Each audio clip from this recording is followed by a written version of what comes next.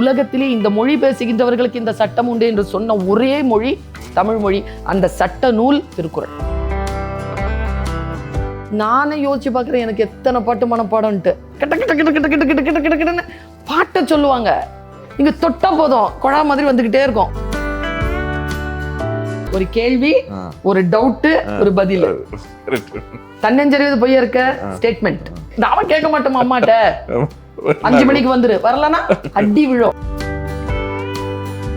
வணக்கம் பேராசிரியர் அவர்களே. வணக்கம். வணக்கம். மதுரை உலக தமிழ்ச் சங்கத்தின் துணைத் தலைவர் மற்றும் இயக்குனராக நியமிக்கப்பட்டதற்கு உங்களுக்கு முதல்ல வாழ்த்துக்கள். இந்த பேட்டி திருக்குறள் தொடர்பான நேர்காணல். திருக்குறள் சார்ந்து இயங்கிக் கொண்டிருக்கக்கூடியவர்களை தொடர் நேர்காணல் செய்து கொண்டிருக்கிறோம். எங்கே பேசினாலும் நீங்கள் திருக்குறளை பயன்படுத்துகிறீர்கள். அப்படி பயன்படுத்துவதற்கு ஒரு வெர்சடைலாக திருக்குறளில் நிறைய விஷயங்கள் இருக்குது. அதில் குறிப்பாக நட்பு பற்றி இருக்குது. இப்போ நீங்கள் கல்லூரியில் பேசுனீங்கன்னா நட்பு பற்றி பேசுவீங்க, அல்லது ஊக்கமுடைமை, இடுக்க நெளியாமை, அது மாதிரி பேசுவீங்க. அதில் நீங்கள் பயன்படுத்தின குறள் அல்லது ரசிக்கப்பட்ட குறள் அப்படின்னு ஏதாவது சொல்ல முடியுமா? வள்ளுவர் இருக்காரு, அவர் ஏன் பாரதி என்னென்னமோ எழுதுறான், எத்தனையோ கவிஞர்களை பற்றி என்னென்னமோ எழுதுறான். காளிதாசரை எழுதுறான், இளங்கோவை எழுதுறான், கம்பரை எழுதுறான். வள்ளுவனை எழுதும் பொழுது மட்டும் அவனுடைய பேனா நெம்புகோல் ஆகுது, அதை அப்படி புரட்டி போடுது. தெய்வ வள்ளுவன் வான்மறை தந்ததுங்கிறான். எனக்கு தெரிந்த தெய்வத்துக்கு நிகராக கொண்டு போய் வள்ளுவனை நிறுத்தி இந்த குறளை எடுத்துட்டு கொண்டு போய் மறையாக்கினது இருக்குல்ல, அந்த 2 சொல், தெய்வ வள்ளுவன் வான்மறை தந்ததும். இப்போ இஸ்லாத்தில் இருக்கக்கூடிய திருக்குரான் இறைவனால் ஜிப்ரீல் என்கின்ற ஒரு தேவதையின் மூலமாக முகமது நபிக்கு அருளப்பட்டது. ரிக்கெஜுர் சாமம் அதர்வனம் எல்லா வேதங்களும் காலம் என்கின்ற மிகப்பெரிய பெரும் போக்கினால் நமக்கு சேர்ந்த வானத்திலிருந்து இறங்கியவை. இதுதான் நம்பிக்கை. பைபிள் பரிசுத்த ஆவி உள்ளே போய் நிரூபங்கள் எல்லாம் எழுதத் தொடங்கி அந்த நிரூபங்களினுடைய தொகுப்பு என்று சொல்வார். இறைவனால் மட்டுமே வேதம் எழுத முடியும், வேதத்தை மனிதன் எழுத முடியாது. பாரதி இந்த முடிவுக்கு வரான், இது வான்மறைடா, இது நீயும் நான் படிக்கிற புக்கு சரி கிடையாது. இந்த வான்மறையை நீங்கள் எக்ஸாமினேஷனுக்காக தேர்வுக்காக படிக்கவே கூடாது. நான்லாம் பேச்சு போட்டிக்காக படித்த காலம் ஒன்று இருந்தது, மேடைகளை ஜெயிக்க வேண்டும் என்று படித்த காலம் இருந்தது. இன்றைக்கு என்னை நானே செதுக்கிக் கொள்வதற்காக, என் தேடலுக்காக நான் வாசிக்கிறேன். அதில் இருக்கக்கூடிய சில தெரிப்புகளை தான் மேடையில் இப்பொழுது பயன்படுத்துகிறேன். அப்படி பார்க்க தொடங்குகின்ற பொழுது, எனக்காக நான் வாசிக்க தொடங்கும் போது ஒரு பேருண்மையை நான் தெரிந்து கொண்டேன். வள்ளுவர் 1330 குறட்பாக்களில் 133 அதிகாரங்களில் சில அதிகாரங்களுக்கு முக்கியத்துவம் தருகிறார், சில அதிகாரங்களில் சில பொருண்மைக்கு முக்கியத்துவம் தருகிறார். அப்படி 5 அதிகாரங்களை ஒரே பொருண்மைக்கு தந்தார் என்றால் 50 குறள், அதாவது உலகத்திலே இருக்கக்கூடிய அந்த வேதம், உலகத்தையே உள்ளடக்கியதற்கான அந்த வான்மறை வேதம் 1330 தான். அதில் 50ன்றது பெரும் தொகை. 50 ஒரே ஒரு பொருண்மைக்கு கொடுத்திருக்கானா, அது நட்புக்கு. நட்பு, நட்பாராய்தல், தீ நட்பு, கூடா நட்பு, பழமை, 5.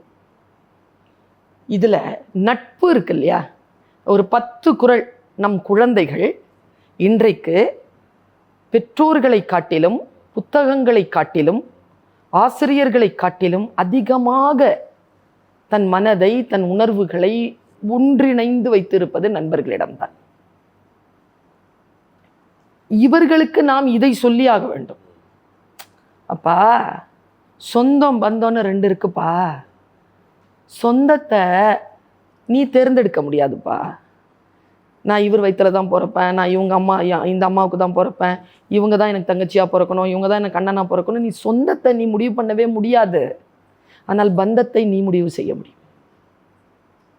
பந்தம் சேர்வது, நாம் போய் சேர்வது. இந்த பந்தத்தின் முதல் ஒரு ஆணுக்கும் பெண்ணுக்கும் கிடைக்கிற பந்தம் நட்பு.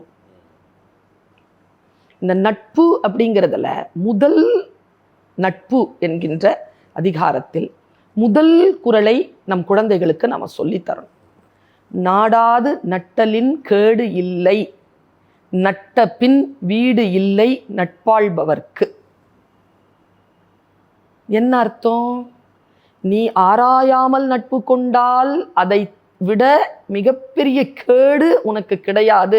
ஏனென்றால் நீ ஒன்றை நட்பாக எடுத்துக்கொண்டால் அதை விட முடியாது.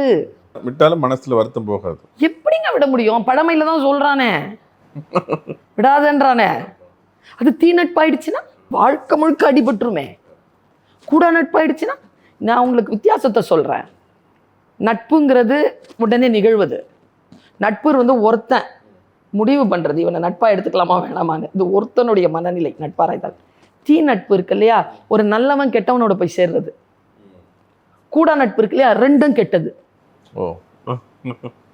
பழமை இருக்கு இல்லையா, நல்லவனை விட்டுட்டு போயிட்டு அப்புறமா வருத்தப்பட்டு போய் மறுபடியும் பிடிச்சிக்கிறது. நீங்க அதை கிளாசிஃபிகேஷன் பண்ணீங்கன்னா இவ்வளோ பியூட்டிஃபுல்லாக இருக்கு. 50 குறள்கள் வந்து அவர் தருகிறார். புணர்ச்சி பழகுதல் வேண்டாம், உணர்ச்சி தான் நட்பாம் கிழமை தரும். இது எல்லாம் வந்து ஜெண்டரை பேசுறேன்னு நினைக்க வேண்டாம். ஆண்களுக்கு கிடைப்பது போல் நட்புலகம் பெண்களுக்கு வாய்ப்பதில்லை. சூழல் அப்படி அவர்களுக்கு. +2 வரைக்கும் படித்தவங்க, அப்புறமா எங்கே போகிறோன்னே தெரியாது. நீங்கள்லாம் வந்து வாட்ஸ்அப் குரூப் வச்சுக்கிட்டு, நீங்கள்லாம் வந்து யூனியன் அப்படிலாம் வச்சு சில பேர் வைத்துக் கொள்கிறார்கள். பெண்களும் இப்பொழுது செய்கிறார்கள். சில பேரால் அது ஆகுமானதாகிறது. பல பேருக்கு நட்பு கைவருவதே இல்லை. அப்படி கைவராத நிலையில் கூட பெண்களுக்கெல்லாம் நீங்கள் பார்த்தீங்கன்னா, எனக்கெல்லாம் பார்த்தீங்கன்னா, என் வாழ்க்கையில் நான் இவ்வளவு மனிதர்களை சந்தித்திருக்கிறேன், எவ்வளவு பயணம் செய்திருக்கிறேன், எவ்வளவு எனக்கான பொது வாழ்க்கையில் அனுபவம் இருக்கிறது என்றாலும் என்னுடைய நட்பு வட்டம் என்பது மிக மிக சுருக்கமானது. நான் மனம் திறந்து பேசக்கூடிய நட்பு என்று சொல்லக்கூடியவர்கள் மிக மிக விரல் விட்டு எண்ணக்கூடியவர்கள். அதனால் வள்ளுவன் சொல்லுகின்ற அந்த மனிதர்களை நீ தேர்ந்தெடுக்கின்ற பொழுது மிக மிக கவனமாக இரு என்று சொல்லுகின்ற அந்த நட்பு வந்து பிள்ளைகளிடத்தில் நான் முடிந்த வரைக்கும் சொல்லிக் கொண்டிருக்கிறேன். நீங்கள் பேசும் பொழுது சில அதிகம் அறியப்படாத குரல்களை நான் மேற்கோள் காட்டுறதை பார்த்துருக்கேன் உங்களுடைய உரைகளில். ஒரு வேல் தேடுனா கிடைக்கல, நெஞ்சில் பதிஞ்சிருந்தது அப்படின்னு ஒரு குரல் உங்கள் முறையில் கேட்டு, அது என்னென்ன வாசகர்களுக்கு சொல்லுங்கள். கைவேல் களிற்றொடு போக்கி வருபவன் மெய்வேல் பரியார் நகும். இது குறள். இந்த குறளில் கலைஞர் அவர்கள் ஒரு உரை எழுதியிருந்தார்கள். அதை நான் வியந்து போனேன். நான் சொன்ன விளக்கத்தை விட அந்த விளக்கம் இன்னும் அழகா இருந்தது. அந்த காட்சியில தான் ஒரு சின்ன அந்த ஃப்ரேம் இருக்கு இல்லையா, காட்சியில அந்த ஒரு ஒளிப்பதிவாளன் ஒரு ஃப்ரேம் வைப்பார் இல்லையா, அந்த ஃப்ரேம் மாதிரி ஒரு ஃப்ரேம் வைக்கிறாரு வள்ளுவர். என்ன ஃப்ரேம்னா, போர் நடந்துட்டு இருக்கு, ஒரு வீரன். எனக்கு வீரன் அப்படிங்கிற சொல்லு எனக்கு தெரிந்து நான் இதன் வழியாக தமிழ் தாய்மார்களுக்கு சொல்லுகிறேன்.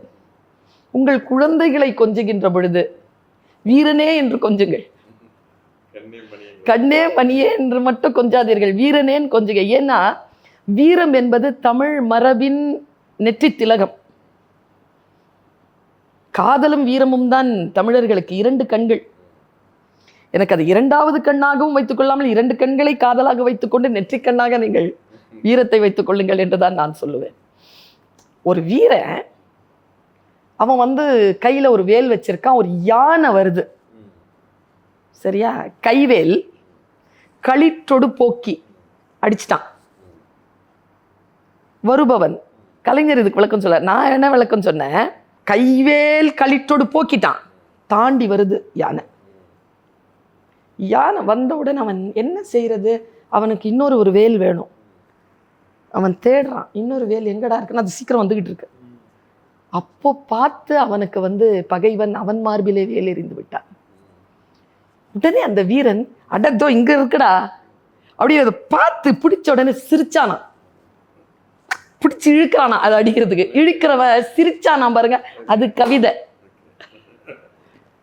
உயிர் போக போகிறது, யானை முன்னால் வருகிறது, உள்ள வேல் பாஞ்சிருச்சு, பாய்ந்த வேல் இழுத்தால் உயிர் போகும். அது அந்த வீரருக்கு தெரியாதா? கலைஞர் இதுக்கு விளக்கம் கொடுத்தார். அது அவர் சொன்னதுதான் சரி, நான் சொன்னதை விட அவர் சொன்னதுதான் சரி. எப்படின்னா, யானை வருது, அடிச்சிட்டான், ஒரு அடியில் யானை விழுந்துருச்சு. அடுத்து வர்றான், பகை மண்ணிற்குள் வர்றான். வர்றவனை 2 விஷயம் எதிர்கொள்ளுது. ஒன்று யானை, இன்னொன்று பகையாளியின் வேல். உள்ள வந்துருச்சு. இன்னொரு யானை வருது, அட வாடான்னு பார்த்து சிரிச்சுக்கிட்டு எடுத்தானா அப்படிங்கிறாரு கலைஞர். அதாவது நம் பிள்ளைகளுக்கு, நம் தலைமுறைக்கு நம் தமிழை, அதன் மாண்பை, அதன் மரபை சுவையாக கொண்டு போய் சேர்த்தால் என்ன தெரியுமா சரவணன் சார், நம் குழந்தைகள் ஏன் தமிழ் ருசி இல்லாமல் இருக்கிறார்கள் என்றால், அந்த ருசியை சரியாக அவர்களுக்கு நாம் கொடுக்க தவறி இருக்கிறோம். அதனால் என்ன பண்ணிட்டாங்க, விஷருசிக்காரர்கள் தன்னுடைய ருசியை குழந்தைகளுக்கு ஊட்டி விட்டார்கள். நாம ஊட்டி இருந்தோம்னா அந்த ருசி விஷ ருசி என்று அவர்கள் தவிர்த்திருக்க கூடும். அந்த முயற்சியில் தான் நானும் நீங்களும் அந்திமழையும். திருக்குறள்ல இந்த மாதிரி வீரம் பற்றிய குறள் இருக்கு அப்படிங்கிறதே நிறைய பேர் தெரியும். திருக்குறள்ல அறம், ஒழுக்கம், கல்வி அப்படிதான் சொல்லுவாங்க. இந்த மாதிரி அறியப்படாத குறள்களை எடுத்து உங்களை மாதிரி பேச்சாளர்கள் மேடையில் பேசும் பொழுது அது நல்ல ரீச் ஆகுது. இப்போ வந்து அது கலைஞருடைய விளக்கத்தையும் படிச்சு அதை நீங்க சொல்லும் பொழுது அப்போ வந்து இன்னும் அது நல்ல இந்த வருபவன் சொல்லுக்கான விளக்கம் இருக்குல்ல, அதாவது நீங்க ஒரு காட்சி ஃப்ரேம்லாம் வச்சு நீங்க வந்து மீடியாலையும் இருக்கிறதுனால நிறைய பேர் பேட்டியெல்லாம் வேற எடுத்திருக்கீங்க. அதனால ஆங்கிள் முதல்ல உங்களுக்கு எப்படி தெரியும். அதனால நல்ல அற்புதமாக சொன்னீங்க. இப்போ இன்னொரு முக்கியமான கேள்வி, ஆண் பெண் நட்பு அப்படிங்கிறத பற்றி பேசுகிறோம். அதில் வந்து நம்ம திருக்குறளை சான்று காட்டி பேச முடியுமா? திருக்குறள் வந்து எல்லா காலத்துக்கும் பொருந்தக்கூடியது. நம்ம அதோட டைமென்ஷன்ஸ் எக்ஸ்பேண்ட் பண்ணிகிட்டே போகிறோம். அப்படிங்கும்போது இன்றைக்கு நீங்கள் வந்து இப்போ இன்ஸ்டாவில் இருக்கீங்க, 107K உங்களுக்கு அவ்வளோ தூரம் ஃபாலோவர்ஸ் இருக்காங்க. இன்ஸ்டாவில் வந்து நீங்கள் நிறைய கோட்ஸ்லாம் போடுறீங்க, உங்களுடைய கோட்ஸ்லாம் நிறைய இருக்குது. இப்போ இன்றைய காலத்தில் ஆண் பெண் நட்பு அப்படிங்கிறது ஒரு முக்கியமான பேசுபொருளாக இருக்குது. இப்போ அதை பற்றி பேசுகின்ற பொழுது இப்போ திருக்குறளில் சொல்லப்பட்டது பியாண்ட் ஜெண்டர் அப்படின்னு எடுத்துக்கிட்டு இந்த குறளையெல்லாம் நம்ம பேச முடியுமா? ஆங்கிலத்தில் பல சொற்கள் உண்டு. கம்பேனியன்ஷிப் என்பது வேறு, கலீக் என்பது வேறு. எனக்கு வந்து இவங்க தெரியும் அப்படிங்கிறவங்க வேறு. இவர்களோடு எனக்கு நீண்ட காலமாக எனக்கு இவர்கள் அறிமுகம், இவர்கள் எங்களுக்கு வேண்டப்பட்டவர்கள். சொற்கள் வித்தியாசமாக. நட்புங்கிறது இருக்கு இல்லையா, அது ஒரு வயர்லெஸ் கரண்ட். அது வந்து ஒருத்தருக்கு ஒருத்தர் வந்து அது பெரிய உரிமையை தருகின்ற ஒரு களம். இப்போ 107Kவா நீங்கள் சொன்னது, அத்தனை பேர் வந்து அந்த வட்டத்துக்குள்ளே வரமாட்டாங்களே. இவர்கள் நண்பர்கள் கிடையாது எனக்கு. இவர்கள் என்னுடைய வெல்விஷர்ஸ், நான் சொல்லுவதை கேட்கக்கூடியவர்கள், நான் வணங்கக்கூடியவர்கள், நான் நன்றி சொல்லக்கூடிய நிலையில் இருக்கக்கூடிய பெருமக்கள் அவங்க எல்லாருமே. அதனால் நட்புங்கிறதுக்குள்ளே நீங்கள் போய் இத்தனை அறிமுகங்களுக்கான கூட்டத்தை சொல்லி அந்த குழந்தைகளை நாம் குழப்பி விடுக்கிறோம். ஒரு ஃபாலோவர் ஒருத்தங்க இருக்காங்கன்னா அவங்க உடனே வந்து நம்ம பற்றி ஒரு 2 பர்சனல் கொஸ்டின் கேட்டாங்கன்னா, நம்மளை பற்றி ஒரு 2 பர்சனல் விஷயங்கள் அவங்களுக்கு தெரிஞ்சிச்சுன்னா அவங்க நமக்கு நட்பு வட்டத்துக்குள்ளே வந்துடுறதா நம்ம நினைக்கிறோம். கிடையாது. அதான் சொல்கிறேன், நாடாது என்ற சொல்லில் அடிக்கோடு போட்டுக்கிட்டே இருக்கணும். நாட வேண்டும் என்றால் என்ன வேண்டும்? ஆராய வேண்டும். நட்புங்கிறது நாடி பெறுவது தான் நட்பு. நீ போய் அதை நாட வேண்டும்னா நமக்கு வந்து அந்த அந்த அந்த கரண்ட் வரணும் உள்ள. இவர் வந்து இப்போ என்ன தெரியுமா சார், நம்ம ஜெனரேஷன்லேயே இல்லாத சொற்கள் இன்னைக்கு வந்துருச்சு. இப்போ உங்களுக்கு நான் ஒரு சொல்லுவேன், நீங்கள் ட்ரெண்டியாக இருந்தீங்கன்னா உங்களுக்கு புரியும். நான் சொல்கிற சொல் பெஸ்டின்னு ஒரு சொல் இருக்குது. அப்போ நீங்கள் ட்ரெண்டியாக இருக்கிறீங்கன்னு அர்த்தம். நீங்கள் ஆமான்னு சொன்னதில் பார்க்குறேன். நிறைய பேருக்கு தெரியாது பெஸ்டின்னா என்னன்னு தெரியாது. அவள் லவர் கிடையாது, அவள் வந்து வைஃப் ஆக மாட்டா, அவன் வந்து பாய் ஃப்ரெண்டு கிடையாது, அவன் ஃப்ரெண்டும் கிடையாது, அவன் பெஸ்டி. அப்படின்னா எல்லைகள் என்ன? இவர்களுக்கான எல்லைகள் என்ன? வள்ளுவம் வந்து ரொம்ப கிளியராக சொல்லுது சார். அதை நான் ஒன்று சொல்கிறேன் சார், நாம் வந்து இன்றைக்கு எல்லைகளை நாம் கடந்து வாழ்வை நாம் ருசிக்க தொடங்கி விட்டோம். ஆனால் ஒன்று சொல்கிறேன், மோசஸ் சொன்னதான் எனக்கு ஞாபகம் வரும். There is no freedom without law. சட்டத்திட்டங்களுக்கு உட்படாத எதுவும் சுதந்திரம் அல்ல. இந்த ஒழுகலாறு இருக்குல்ல, இந்த சட்டத்திற்கான ஒழுகலாறு, அதற்கான அளவுகோல் துலாக்கோல் தான் வள்ளுவம். அதை வச்சுட்டு நீ எதையாவது நீ தெரிஞ்சுக்கணும்னா தெரிஞ்சுக்கோ. எனக்கு தெரிஞ்சு சரவணன் சார், நான் சார்ந்திருக்கக்கூடிய மதம் எல்லாம் எனக்கு வந்து இந்த மண்ணில் ஒரு 300 ஆண்டுகாலமாக வந்து சேர்ந்தது. ஆனால் ரொம்ப ஆழமாக பார்த்தா பல்லாயிரக்கணக்கான ஆண்டுகளுக்கு முன்னாலேயே இந்த உடம்புக்குள்ளே ஓடுற ரத்தத்தில் தமிழ் இருக்குது, குரோமோசோமில் தமிழ் இருக்குது. தமிழ் சட்டத்திட்டங்களை சொல்லுகின்ற ஒரு மொழி. தான் அந்த மொழியை பேசக்கூடிய மக்களுக்கு வாழ்வியலை சட்டமாக கொடுத்திருக்கக்கூடிய ஒரு மொழி. இந்த உலகத்தில் இந்த மொழி பேசக்கூடிய இந்த மதத்தை பின்பற்றுகின்றவர்களுக்கு இந்த சட்டம் உண்டு, இந்த மதத்தை பின்பற்றுகின்றவர்களுக்கு இந்த சட்டம் உண்டு, உலகத்திலே இந்த மொழி பேசுகின்றவர்களுக்கு இந்த சட்டம் உண்டு என்று சொன்ன ஒரே மொழி தமிழ் மொழி. அந்த சட்ட நூல் திருக்குறள். திருக்குறள் என்பது நம் சட்ட நூல். இப்போ இன்னொரு அது சார்ந்த கேள்வி. திருக்குறளில் வந்து நம்ம பல விதமாக பார்க்குறோம். அவர் வந்து ஒரு அறிஞராக இருக்கிறார், அவர் வந்து காமத்துப்பால் ஒரு கவிஞராக இருக்கிறார், அரசியலை பேற்றும்போது ஒரு அரசியல் அறிஞராக இருக்கிறார். சுஜாதா அவருடைய உரையில் எழுதியிருப்பார், கண்டிப்பாக ஒரு அரசாங்க பணியில் இருந்திருக்கணும், இல்லைன்னா அந்த அரசியல் நுட்பங்கள் எல்லாம் இப்படி எழுதியிருக்க முடியாது. அப்புறம் பொருளாதாரத்தை பற்றியும் அவர் சொல்லியிருக்கார். இன்றைக்கு இந்த பல்வேறு சந்தர்ப்பங்களை படிக்கும் பொழுது பாடத்திட்டத்திலையும் நாங்கள் வைக்கிறோம். இப்போ பொலிட்டிக்கல் சயின்ஸ் புக்லையும் வள்ளுவருடைய அரசியல் கொள்கைகள் அப்படின்னு மற்றவங்களை இப்போ கார்ல் மார்க்ஸ் சொல்லிக் கொடுக்குற மாதிரி இது பண்ணி நான் பாடத்திட்டத்தில் இருந்ததுனால, பாடநூல் கழகத்தில் இருந்ததுனால தெரியும். அப்போ நம்ம அதில் வச்சுருக்கிறோம். இப்போ இதை மாதிரி பொருளாதாரம், அரசியல் இதெல்லாம் வரும் பொழுது இதெல்லாம் நம்ம கொண்டு போய் சேர்க்குறோமா? நம்ம திருக்குறள் அப்படிங்கிறது ஒரு அறநூல் அப்படின்னு மட்டுமே இருக்கா? வள்ளுவருடைய அரசியல் சிந்தனைகள் அப்படிங்கிறத கார்ல் மார்க்ஸோட ஒப்பிட்டு பேசுறது, பொருளாதார சிந்தனைகள் அப்படிங்கிறத ஒப்பிட்டு பேசுறது, அது மாதிரிலாம் இருக்கா? அதெல்லாம் நம்ம இப்போ நீங்கள் ஒரு முன்னணி பேச்சாளராக இருக்கிறதுனால கேட்குறேன், அது சார்ந்த விஷயங்கள் ஏன் பேச்சாளர்களுக்கு வாய்ப்பு கிடைச்சிருக்கா அல்லது இன்னும் கிடைக்கணுமா?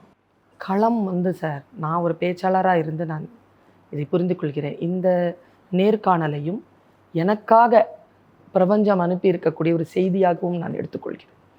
என்னன்னு கேட்டால், நம்முடைய மரபு சார்ந்த சிந்தனைகளை நாம் சரியாக அவர்களுக்கு கொண்டு போய் சேர்த்திருந்தால் இன்றைக்கோ இல்லை வருங்காலத்தில் நாம் எதிர்பார்க்கின்ற சில அரசியல் தொடர்பான, பொருளாதார தொடர்பான விபத்துகளை நாம் தடுத்து கொள்ளலாம்.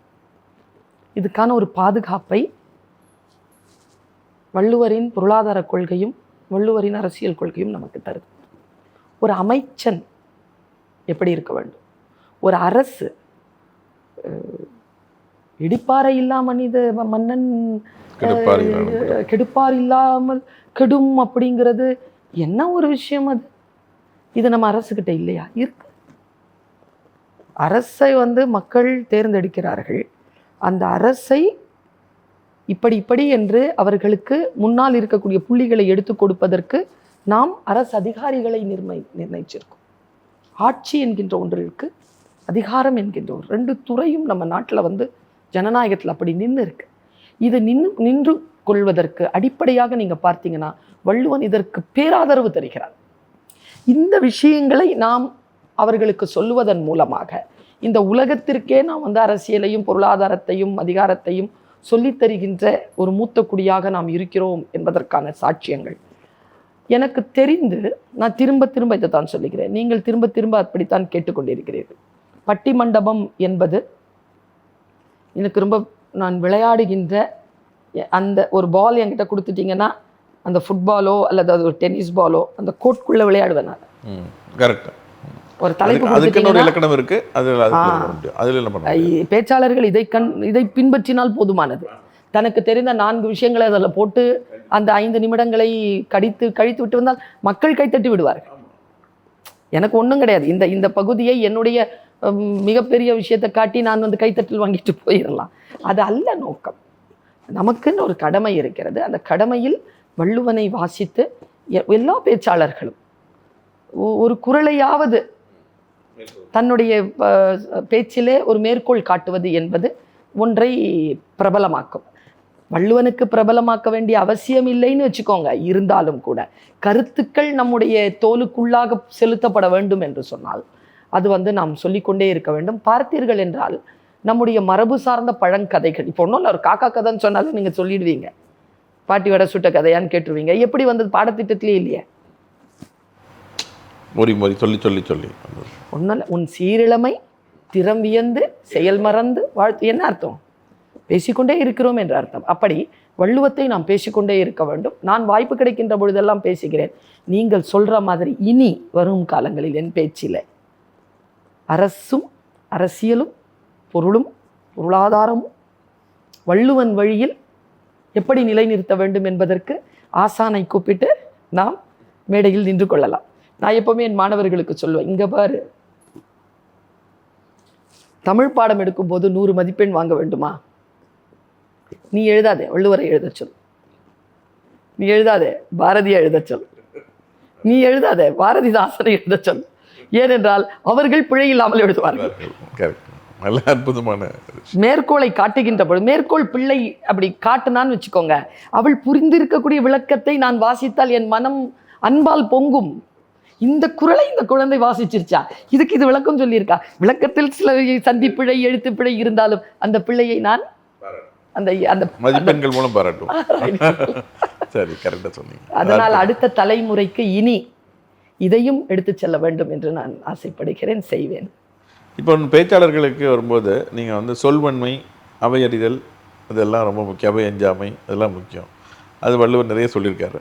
அது வந்து இப்போ ரொம்ப கேட்டார் பிணிக்கும் தகைவாய் கேளாரும் வேட்பு மொழிவதும் சொல் அப்படிங்கும்போது வந்தவங்க வந்து ஐயோ வந்துட்டோமேன்னு சந்தோஷப்படணும், வராதவங்க மிஸ் பண்ணிட்டோமே வருத்தப்படணும், மாறி ஆயிடக்கூடாது. ஐயோ வந்து மாட்டிக்கிட்டோமே அப்படின்னா கண்டிப்பா சார்.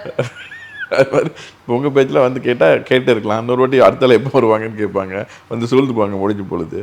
ஸோ இந்த மாதிரி சொல்வன்மை அந்த அந்த அதிகாரங்கள்லாம் இருக்கும் பொழுது நீங்கள் அதெல்லாம் அவையறிதல் அதெல்லாம் வந்து நீங்கள் உள்வாங்கிட்டு நீங்கள் பேசுகிறீங்களா? நீங்கள் படிக்கும்போது சார் இதெல்லாமே அவர் ரியலைஸ் பண்ணி சொல்லியிருக்காரு அப்படிங்கிற மாதிரி சில ஆச்சரியங்கள் உங்களுக்கு வந்து ஏற்பட்டிருக்கா? அந்த மாதிரியான ஏன்னா அவர் பேசும்பொழுது, ஏன்னா சொல்ல பற்றி பேசும்போது அவையை பற்றி எங்கே பேசணும் எங்கே பேசாது, உணர்வதோட யாருமோன்னு சொல்லலுங்கிறாரு, இல்லைன்னா கவனிக்காதனால சொல்லலை, சிங்கில் போய் அமிர்தத்தை கொட்டுற மாதிரிங்கிறாரு. நிறைய அவருடைய சிந்தனை வந்து வித்தியாசமாக இருக்குது. எல்லாத்துக்குமே சொல்லியிருக்காரு அவர் எப்படி பேசணும் எங்கே பேசக்கூடாது, அவை அறிந்து சொல்லுங்கிறாரு. அது மாதிரி அந்த மாதிரி நடை தெரிந்து நன்மை அவர்ன்றாரு. ஸோ இந்த மாதிரி நிறைய சொல்லும் பொழுது அது வந்து நீங்கள் உணர்ந்திருக்கீங்களா? எப்போ அது பேச்சாளராக நிறைய இப்படி சொல்லவா, அது நான் இங்கே எப்போவுமே சொன்னதில்லை, அதை சொல்கிறேன். வள்ளுவன் எப்படி நான் எனக்கு ரொம்ப நல்லா அவன் குரல் வழி நான் பேசிட்டா, நான் ஜெயிச்சிட்டு வந்தா அவன் என்னை தன் மடியில் உட்கார வைத்து என்னை சிலாகிப்பான். நான் தவறு செய்தால் ஒரு கோல் வைத்து கொண்டு கண்டிப்பான். நான் செய்யக்கூடாத பிழையை மேடையில் செய்துவிட்டு வந்தால் முகத்தை திருப்பிக் கொள்வான். 2 அடி வாங்கினால்தான் தெரிஞ்சுவாய். 1.5 அடி போதும் சார், 2 அடி செத்துருவோம் சார். 1.5 அடி தான் அடிச்சுட்டு இன்னொரு அடி தான், அவ்வளோதான். எனக்கு வந்து வள்ளுவன் வந்து இப்படித்தான் என் ஆசான், என் குரு, என் பேராசான். அப்படி இருக்கின்ற பொழுது அவர் சொல்லுகின்றபடி தான் நான் வாழ்கிறேனா, இல்லை அதை வைத்துத்தான் என் வாழ்க்கையை நான் வடிவமைத்துக் கொண்டேனா? நான் கிடையாது. ஆனால் என்ன என்றால், நான் இப்படித்தான் வாழ வேண்டும் என்று அவன் எனக்கு சொல்லித் தருவதை நான் பிடித்து கொள்கிறேன், முயற்சி செய்கிறேன். அதற்கான முயற்சிகளில் நான் ஈடுபடுகின்ற பொழுது நான் வெற்றி பெறுகிறேன். நான் அப்படி செய்யாமல் சறுக்குகின்ற பொழுது அவன் கோபத்திற்கு ஆளாகிறேன். அவன் சொல்கிறானே, தன்னெஞ்சறிவது பொய்யற்க, அதோட என்ன ஒரு கம்யூனிகேஷன் சார். இப்போ நான் இங்கே எவ்வளோ அழகு பாருங்க. நிறைய இதில் அந்த ஃபார்முலா ஃபாலோ பண்றாரு. அடக்கம் அவர்கள் வைக்கும், அடங்காமை ஆறுள் வைத்து விடும். அது என்ன தெரியுமா? ஒரு கேள்வி, ஒரு டவுட், ஒரு பதில். தன்னெஞ்சறிவது பொய்யா இருக்க ஸ்டேட்மெண்ட். நான் கேட்க மாட்டோம் அம்மாட்ட, 5 மணிக்கு வந்துரு, வரலனா அடி விழும். சரியா? தன்னெஞ்சறிவது பொய்யா இருக்க, தன்னெஞ்சே தன்னை சொல், உன்னற்க கல்லை உங்க சான்றோரால் வேண்டப்படாத. if what happens அப்படிங்கிறது யாகாவராயினும் நாகாக்க காவாக்கா சோடாப்பர் சொல்லி வைக்கப்பட்டு ஒரு ஸ்டேட்மெண்ட் செய்யலனா என்ன ஆகும்? விளைவு, காஸ் அண்ட் எஃபெக்ட். இது இது இது எந்த மொழியில சார் இருக்கு? இன்னொரு கேள்வி, அவங்களுடைய அனுபவத்தை வச்சு நான் நீங்கள் தமிழ் ஆன்லைனில் படித்தேன். உங்களுடைய பேட்டி அரவிந்த் சுவாமிநாதன் கொடுத்துருந்தது, ரொம்ப காலத்துக்கு முன்னால் கொடுத்த பேட்டி. உங்களை பெரியாரை துணைகோடல் வள்ளுவர் எழுதியிருக்கார். உங்களுக்கு பட்டிமன்றத்துக்குள்ள தயார் பண்ணி விட்ட பெரிய மூத்தவர்கள், நீங்கள் தி ராஜகோபாலன் சார் பற்றி சொல்லியிருந்தீங்க, சலோன் பாப்பே ஐயா பற்றி சொல்லியிருந்தீங்க, அது மாதிரி நிறைய பேரை பற்றி சொல்லியிருக்கீங்க. உங்களுக்கு பாதித்தவர்கள், உங்களுக்கு முக்கியமானவர்கள், முன்னோடிகள். இல்லை சேலம் ருக்மணி அம்மான்னு ஒருத்தவங்களை பற்றி சொல்லியிருந்தீங்க. எனக்கு அவங்களுக்கு தெரியல, அதனால அவங்கள்ட்ட கேட்டு தெரிஞ்சுக்கணும் அப்படின்னு நினைச்சேன். சார், நம்ம கடல் அப்படின்னு நம்ம சொல்கிறோம்ல சார், கடல்னா பறந்துபட்டது, ஆழமானது, அதிசயங்களை தருவது, இயங்கிக் கொண்டே இருப்பது. அவர்களிடத்தில் இருந்த இலக்கிய பேரறிவு இருக்குல்ல, மகாபாரதம் சார். நான் என்ன சொல்லுவேன், அவங்க கடன்னு கொட்டுவாங்க சார் பாட்டை. அவங்களுக்கு நானே யோசிச்சு பார்க்குறேன், எனக்கு எத்தனை பாட்டு மனப்பாடம்ட்டு. மகாபாரதம், வில்லி பாரதம் படிச்சிருப்பாங்க. வில்லி பாரதத்தை சொல்லுவாங்க சார், கிட்ட கிட்ட கிட்ட கிட்ட கிட்ட கிட்ட கிட்ட கிட்டன்னு பாட்டை சொல்லுவாங்க. நீங்க தொட்டா போதும் குழா மாதிரி வந்துகிட்டே இருக்கும். அதுக்கு விளக்கம் சொல்லுவாங்க பாருங்க, கொஞ்சுவாங்க சார் அவங்க மொழியை. அவங்க ஆண்டாள் பேசி கேட்கணும், அவங்க கிருஷ்ணன் பேசி அவங்க கேட்கணும் சார். இப்படி பேசுவாங்க. ராமாயணம், சேலம் ருக்மணி அம்மா அவர்கள் ஆத்மா சாந்தி அடையணும். எங்களுடைய அந்த பேச்சு உலகில் ஒரு மிகப்பெரிய ராஜமாதா சார் அவங்க. இல்லை, பேச்சு வந்து நம்ம தமிழ் பேச்சு மரபுங்கிறது எல்லாத்தையும். இன்னொரு விஷயம் என்ன தெரியுமா, ருக்மணி அம்மா கிட்ட ஒரு நோட்ஸ் இருக்காது, ஒரு நோட்ஸ் இருக்காது. ஒரு கர்ச்சிப் மட்டும் வச்சுருப்பாங்க. அது மாய கர்ச்சிப் போல இருக்கு. அது எந்த முனையை பிடிச்சாலும் ஆனால் முனையை தான் பிடிச்சிட்டு இருப்பாங்க. ஒரு பெரிய ஒரு ஒரு ஒரு ஒரு ஒரு மேலாண்மை தெரியும் அவங்கக்கிட்ட. இதில் தொலைக்காட்சியிலாம் வந்திருக்கு அவங்க பேசுனதுலாம் எனக்கு சார். கம்பன் கழகங்களில் அவர்கள் பேசிய முழு பேச்சு பேசுவாங்க அவங்க. அதாவது 1 மணி நேரம் பேசுவாங்க. அந்த தனி பேச்சை கம்பன் கழகங்கள் தந்து புகழ் சேர்த்து கொண்டன. அவருங்க வந்து ஜெயத்ரதன் பற்றி மட்டும் பேசுவாங்க. யார் ஜெயத்ரதன், அவன் என்ன பண்ணான், அவன் சாவு எப்படி நடந்தது, அவனுக்கு ஏன் அந்த சாவு நடந்தது அப்படிங்கிறது மட்டும் பேசுவாங்க. அது மட்டுமே 3 மணி நேரம் பேசுவாங்க. சரி சரி சரி. அப்போ மகாபாரதம் அப்படிங்கிறது நம்ம தமிழ் மேடைகளுக்கு அந்நியமான விஷயம் இல்லை, நிறைய முன்னாலே பேசப்பட்டு தான் வந்திருக்கு. ஆக்சுவலாக நீங்கள் ஆய்வாளர், உங்களுக்கு தெரியாதது எதுவும் இல்லை. தொண்டை மண்டலத்தில் மகாபாரதத்தை முக்கியமாக வில்லிபுத்தூர் அறை வைத்து திரௌபதி அம்மன் திருக்கோயில்கள் இருக்குது, நிறைய கோயில்கள். அதில் தீமிதி திருவிழா நடக்கும். தீமிதி திருவிழாவில் 18 நாள் கூத்து நடக்கும். 18 நாள் கூத்தும் மகாபாரதம் பொருந்தது. காலை விடிய விடிய கூத்து, விடிஞ்சதுக்கு அப்புறமா கூத்து நின்ன உடனே பிரசங்கம், பிரசங்கம் முடிஞ்ச உடனே கோயில் பூஜை. நீங்கள் கூத்துக்கும் பிரசங்கத்துக்கும் பூஜைக்கும் தொடர்பு இருக்கும். அர்ச்சுனன் தபஸ்னா அன்றைக்கி அர்ச்சுனன் தபஸ், அன்றைக்கி படுகளம்னா அன்றைக்கி படுகளம், அன்றைக்கி கர்ணமோட்சம்னா அன்றைக்கி கர்ணமோட்சம். இப்படி 18 நாள் மகாபாரதத்தை சமய ரீதியாக, நிகழ்த்துக்கலையாக, தெருக்கூத்தாக, கோயில் வழிபாடாக, பிரசங்கங்களாக, உரைப்பணுவல்களாக தொடர்ந்து பின்பற்றுகின்ற ஒரு சமூக மரபு தமிழ் மரபில் உண்டு. இந்த கேள்வி உங்கள்ட்ட எது கேட்டேன்னா, இப்போ நான் ஐஏஎஸ் மாணவர்களுக்கு பயிற்சி கொடுக்குறேன் இல்லையா, அவங்க யூபிஎஸ்சி இன்டர்வியூ போகும்போது நீங்கள் வந்து ராமாயண மகாபாரதத்தெல்லாம் அதிகமாக போட்டது இல்லையாமே, குறிப்பாக ராமாயணத்தை எதுக்குறீங்களாமே, மகாபாரதத்தை சுத்தமாக ஃபாலோ பண்ணுறது இல்லையாமே அப்படிங்கிற மாதிரி கேள்விகள்லாம் சில மாணவர்கள்ட்ட கேட்கப்படுது. ஸோ அவங்க தெரிஞ்சுக்கணும், இந்த மாதிரி பாரதம் நம்மகிட்ட இருக்குது. எனக்கு சேலம் ருக்மணி அம்மான்னு கேட்ட உடனே நான் கேட்கலன்னா, நான் ஆக்சுவலாக அவங்க மகாபாரதம் பேசுவாங்கன்னு எனக்கு தெரியாது, நான் புது பேராக இருக்கேன், நமக்கு தெரியலேன்னு தான் கேட்டேன். எனக்கு இந்த ஒரு நல்ல அருமையான தகவல் சொன்னீங்க. இந்த மாதிரி ஆன்மீகம் சார்ந்து பேசக்கூடியவங்க, இப்போ நீங்களே எல்லாமே பேசுவீங்க, பெரிய புராணம், திருவாசகம் எல்லாமே பேசுவீங்க. அந்த பேச்சில் வந்து நமக்கு வந்து ஒரு முக்கியமான இடம் வந்து ஆன்மீகத்துக்கு வந்ததுக்கு என்ன காரணம்? சுவையான இலக்கியங்கள் அவை ஒரு பாதுகாப்பு உணர்வையும் ஒரு அன்பையும் நமக்கான ஒரு மன இளைப்பாறுதலையும் தருகின்ற ஒரு இடம் ஆன்மீகமாக இருக்குது சார். அதில் மறுப்பே கிடையாது. நீங்கள் ஒரு இலக்கியத்தை பேசுகின்ற பொழுது இந்த நாமத்தை நீங்கள் துதியுங்கள், உங்களுக்கான அமைதி கிடைக்கும், அப்படி ஒன்றும் இல்லை. நான் இப்படி யோசிக்கிறேன், எது சார் யார் குரு அப்படின்னு கேட்டால், நம் மனம்தான் நமக்கு குரு. சரி, நம் மனம் நமக்கு உண்மையாகவே குருவா அப்படின்னு யோசிச்சா, ஆன்மீக பெரியவர்கள் ஒரு விளக்கம் கொடுக்குறாங்க. என்ன அற்புதமான விளக்கம் பாருங்கள். மனத்துக்கண் மாசு இளன் ஆதல் அனைத்து அரண் ஐயன் திருவள்ளுவர். மனத்துக்கண் மாசு இளன் முடியுமா?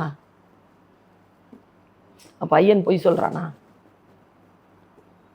மனத்துக்கண் மாசு இல்லாம ஒருத்த மனசுல வாழ முடியுமா? வாழ முடியாதா? சிரமமான காரியம். அப்போ எப்படி வள்ளுவன் சொல்றாரு? அப்படி திருவள்ளுவர் சொல்லிட்டாரு, மனத்துக்கண் மாசு இளன் ஆதல், ஆதல்னு சொல்லிட்டாரு. அப்புறம் என்ன, அது எப்படி இம்பாசிபிள்? ஒன்றும் இல்லை. எந்த மனம் அமைதியாக இருக்கிறதோ அந்த மனம் மாசு இல்லாமல் இருக்கிறது. அது வந்து ஒரு எங்கள் ஜெயமோ ஐயா சொல்வார், நான் கொற்றவை எழுதுகின்ற பொழுது இருந்த மனநிலையில் இருந்தவன் வேறு, இன்றைக்கு உங்கள் முன்னால் பேட்டிக்கு உட்கார்ந்துட்டு இருக்கிறவன் வேறு, ரெண்டுத்தையும் ஒன்றா பார்க்காதீங்க பாரு. ஆமாம், அவருடைய நேர்காணல் நீங்கள் பண்ணல, முக்கியமான அது முக்கியமான நேர்காணல். அதில் அவர் சொல்வார் இதை. நான் என்ன சொல்கிறேன், இந்த மனநிலை இருக்கு இல்லையா, மனத்துக்கண் மாசு இல்லாத மனநிலை எப்போ வரும்? மனம் அமைதியாக இருக்கும்போது வரும். நீங்கள் யாரை பற்றி கெட்டது நினைக்க மாட்டீங்க, யாரை பற்றி பயப்பட மாட்டீங்க, யார் பற்றியும் கோபப்பட மாட்டீங்க, எது அமைதியாக இருக்கு. அமைதி எந்த நிலையில் வரும்? அந்த தியான நிலை இப்பொழுது சில பகுத்தறிவாளர்களுக்கு இயல்பாக வருகிறது, ஆன்மீகவாதிகளுக்கு ஆன்மீகத்தை தேடுகின்ற பொழுது வருகிறது. அவ்வளவுதான். அதனால் அந்த ஆன்மீக தேடல் என்பது பிழை அல்ல. ஏன்னா நான் இறை நம்பிக்கை கொண்டவள், நான் திராவிட பெண் தான். ஆனால் எனக்கு இறை நம்பிக்கை உண்டு, நான் ஆன்மீகத்தை நான் நேசிக்கிறேன், நான் நம்புகிறேன். ஆகவே வள்ளுவனுடைய கடவுள் வாழ்த்தை நான் ஏற்றுக்கொள்கிறேன். எனக்கு இப்படி இருக்கின்ற பொழுது அந்த ஆன்மீகத்தில் இருக்கக்கூடிய இலக்கியங்கள், தேவார திருப்பதிகள் ஒன்றும் இல்லை சார், மனோன்மணியம் சுந்தரனார் பிள்ளையினுடைய தமிழ் பாயிரப்பாட்டு தான் தமிழ் தாய் வாழ்த்து இல்லையா? அதில் ஒரு ஒரு ஒரு கண்ணியில் அவர் சொல்லுவார், சிவன் என்ன செய்வாரா, உலகத்தை அழிச்சிருவாராம். அந்த பாட்டிலேயே வருது, இது நீராறும் கடலோடத்திலேயே வருது, உலகத்தை அழிச்சிருவாராம் சிவபெருமான். இப்போ கம்பராமாயணத்தில் ஒரு பாட்டு இருக்கு, அழகிலா விளையாட்டுடையார் அவர் தலைவர் அண்டவருக்கு சரணாங்களே. அப்போ அழகிலா விளையாட்டுடையார் தான் அவன். இப்போ அவன் உலகத்தை அழிச்சிட்டான். அவன் விளையாடுறது என்ன, நம்ம விதியோட விளையாடுறான். சரியா? நம்மளெல்லாம் அழிச்சிட்டானா இப்போ அவனுக்கு விளையாட்டு பொருள் இல்லை. என்ன போர் அடிக்கும்ல, கிரியேட் பண்ணுறதுக்கு அழிக்கிறதுக்கும் நடுவில் சாமிக்கு போர் அடிக்குதான். போர் அடிக்கிற சாமி என்னடா பண்ணுவான் அப்படின்னா, சுந்தரம் பிள்ளை எழுதுறார், பெருமூழி வரும் காலம் தன் தனிமை தவிர்க்கவன்றோ நின் வாசகத்தில் ஒரு பிரதி கருதினதே. எல்லாத்தையும் அழிச்சிட்டு திருவாசகத்துல மட்டும் ஒரு ஜெராக்ஸ் காப்பி எடுத்து வச்சுக்கிட்டு அதை வாச்சிட்டு இருப்பாராம்.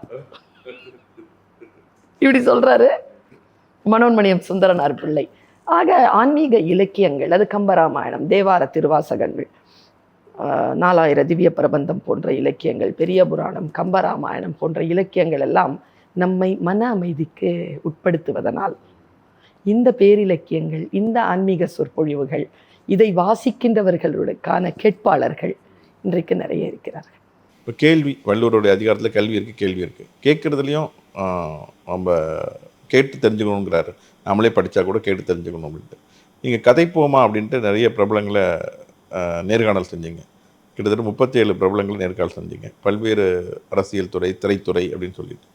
இப்போ அதில் நேர்காணல் மூலம் உங்களுடைய கேள்வி அறிவு எப்படி உங்களுக்கு மேம்பட்டதாக உணர்றீங்க?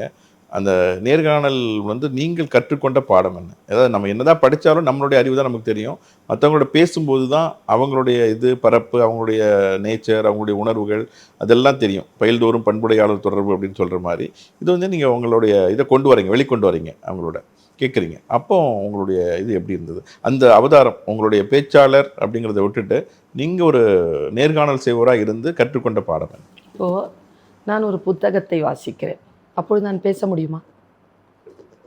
இல்லையா? நேர்காணல் செய்கின்ற பொழுது ஒரு புத்தகத்தை நான் வாசிக்கிறேன், அந்த புத்தகத்தின் பக்கங்களை நான் கேள்விகளால் புரட்டுகிறேன், அவர்கள் பதில்களாக பக்கங்களாக வெளிப்படுகிறார்கள். என் முன்னால் உட்கார்ந்து பேசக்கூடியவர்கள் அனைவரையுமே நான் புத்தகமாக தான் பார்த்துருக்கேன். அவர்களை வெளிப்பட வைப்பதற்கான கேள்விகளை மட்டுமே நான் வைத்திருக்கிறேன். அந்த வெளிப்படுகின்ற புத்தகத்தினால் மக்களுக்கு மிகப்பெரிய நன்மை நடந்திருக்கிறது. ஒரு மனிதனை ஒரு 50 ஆண்டு காலம், 60 ஆண்டு காலம், 40 ஆண்டு காலம், 30 ஆண்டு காலம் வாழ்ந்து செழித்த சாதித்த மனிதன் தன்னை ஒரு புத்தகமாக மக்களுக்கு முன்னால் விரித்து காட்டுவதற்கு என் கேள்விகளை பயன்படுத்துகின்ற பொழுது பேசுவதற்கு எவ்வளவு சொற்கள் வேண்டுமோ அதை பெறுவதற்கு கேட்கின்ற என்கின்ற கருவியை நாம் பயன்படுத்தி கொள்ள வேண்டும். ஏனென்றால் கேட்டால் மட்டுமே புரிந்துணர்வு வரும், புரிந்துணர்வால் மட்டுமே பேச்சு செழுமைப்படும் என்பதற்காக வழங்கிய வாயினராதல் அரிது. அதனால் செல்வத்துள் செல்வம் செவிச்செல்வம், அச்செல்வம் செல்வத்துள் எல்லாம் தலை. அப்போ நான் புரிந்து கொண்டது என்ன என்றால், கல்வியை ஏன் கேள்வி செல்வம் என்றான் என்றால் கேட்டு பெறுதல். நான் பேச்சாளராக இருக்கின்ற பொழுது முன்னால் இருக்கின்றவர்கள் கேட்பதனால் நான் புகழ் பெறுகிறேன். அப்படி என்றால் மற்றவர்கள் பேச கேட்பதனாலும் ஒருத்தர் புகழ் பெற முடியும் என்பதற்கு அந்த நேர்காணல்கள் சாட்சி. அத்தனை விஷயங்களை நான் தெரிந்து கொண்டேன். ரொம்ப மிக சிறப்பாக உங்களுடைய அனுபவங்கள் எல்லாம் சிறப்பாக சொன்னீங்க. மிக்க நன்றி.